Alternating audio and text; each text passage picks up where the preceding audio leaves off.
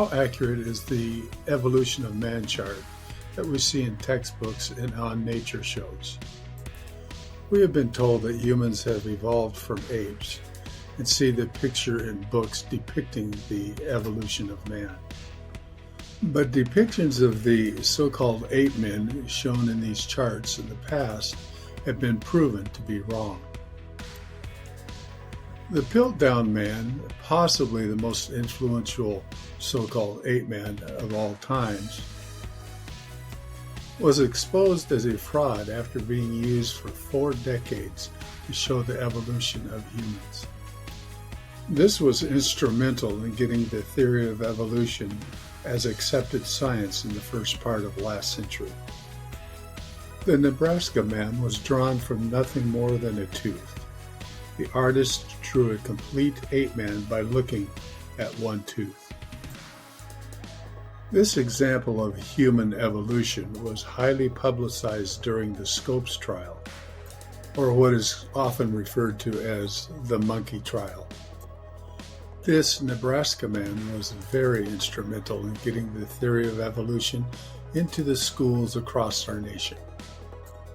Months later, it was discovered that the tooth used to draw this so-called ape-man ended up being just a pig's tooth, but the damage had been done.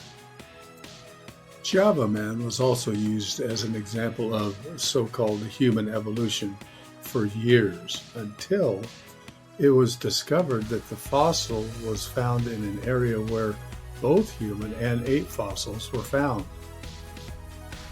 The fossil pieces mysteriously disappeared after this discovery was made. Many now feel it was put together from fossils of different creatures. Human and ape, for instance.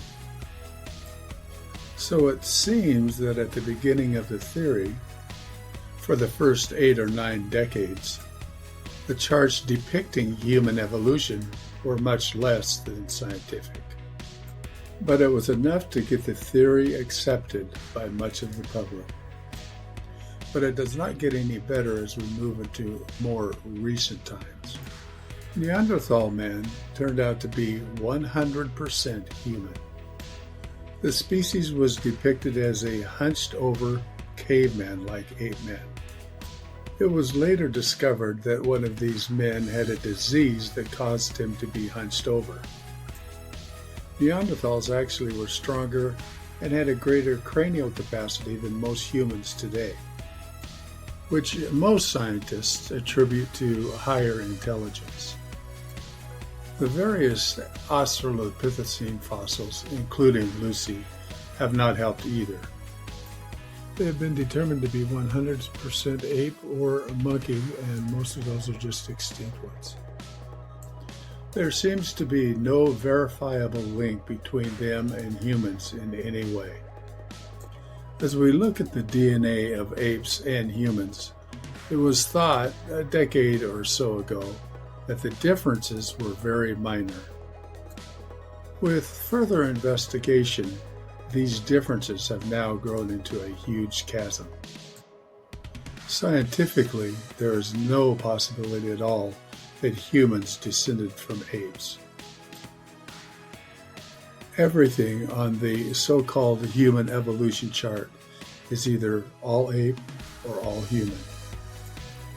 That is, of course, besides all the hoaxes and the ones that were either junk science or at least very bad science. Paleontologist and evolutionist Joseph Wiener admitted the problems regarding the human evolution story. Quote, "It is quite obvious that modern man could not have arisen from any ape, let alone a monkey at all similar to those of today. It is ridiculous to describe man as a naked or any other kind of ape." End of quote.